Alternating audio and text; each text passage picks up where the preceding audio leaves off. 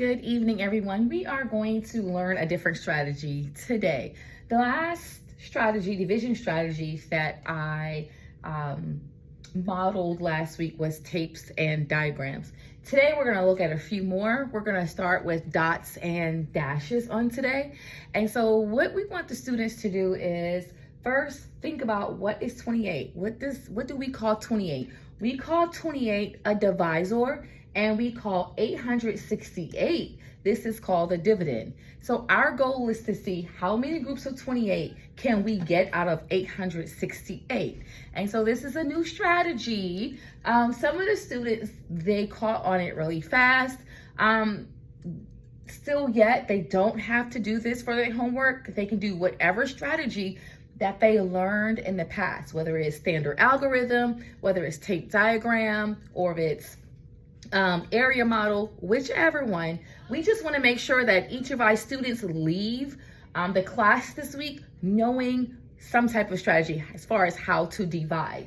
So we're going to be looking at today 2 digits into 3 digits. Tomorrow it's going to be 2 digits into 4 digits. So the strategies, each strategy, some may be shorter, some may be longer, but we would just want to make sure that each student has a strategy that they can identify with so they are able to divide.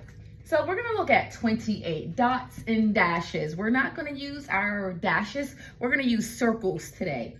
So 28, we're going to ask ourselves, can 28 go into 8? Can 28 go into 8? That is the first question. We know 28 can go into 800, but we're going to start here in the hundreds place. Can 28 go into 8? And the answer is no. So now we're going to extend over to the 86. And we're going to ask, can 28 go into 86? If the answer is yes, how do we know that? Because 86 is much larger than 28. So I can at least get at least one group out of this. But we're going to find out now how many groups we can. So we're going to start with our divisor. Always start with your divisor. Start with 28 and draw your circle. So I'm going to ask myself, is 28 close to 86? If not, we're going to keep adding 28 until we get close to 86. So 28 plus 28 gives me 56. Am I close to 86?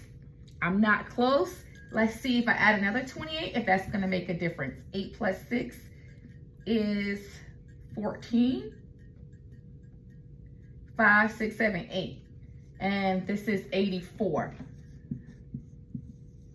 Can I go any farther, or must I stop? Because we have 86 here, we have 84 here. So we're gonna go ahead and stop. Now this is where the dots come in. So I have 84, now I'm gonna count my way up to 86. 85, 86. And now ask the scholar, how many dots do they have left? And we have 1, 2 left. So we're gonna take our 2 dots and we're gonna bring it here. So now our number is 28. So before we go there, we're gonna go ahead and count how many circles we have. 1, 2, 3. So we're gonna put our 3 over the tens place. Now we're ready to say, how many times can 28 go into, look at both numbers, 28. So we're gonna start here, 28. Are there any remainders? No remainders, just this one. So our answer is gonna be 31. So how it's set up in the book, our quotient